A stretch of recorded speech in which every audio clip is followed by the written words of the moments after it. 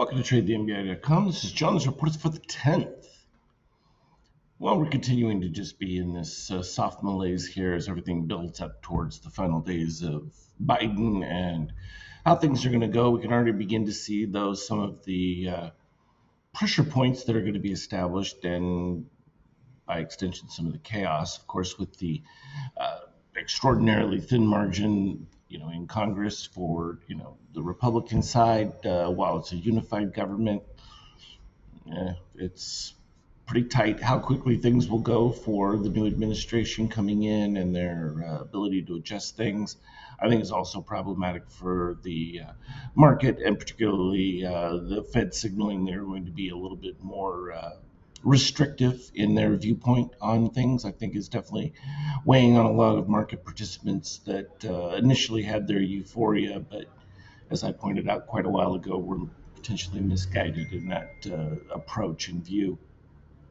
From an NQ standpoint, we get some short fading off here currently in the day, just below the 50%, which means you've got some headwinds as you hit that. It's definitely going to be resistance going forward on that.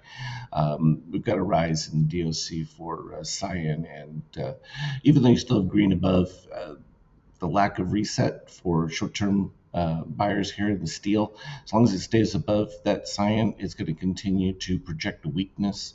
You can see that when it continues in these elevated areas and you're in a downturn, it's going to remain that way.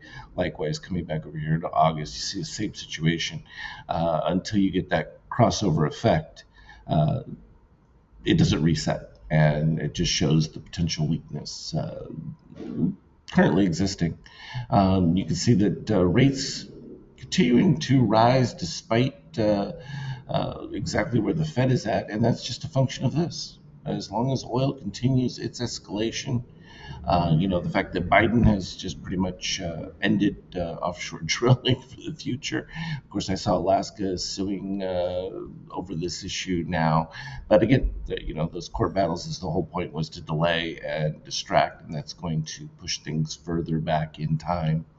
It's not changing the prospects for the euro much, though. Even with those delays, the euro is still. Everyone's just hoping in the EU zone that they can stave off what looks to be like an ever-increasing, diminishing return, at least from the construct of being in a group.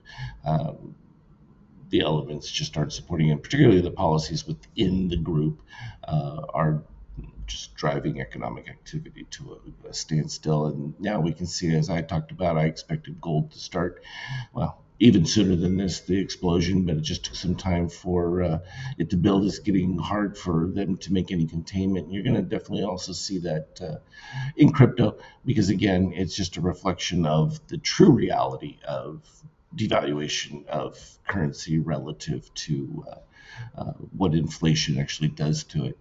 And there's no getting around it. And it's probably one of the uglier things about crypto that they don't like, because it really points out the clarity of that devaluation.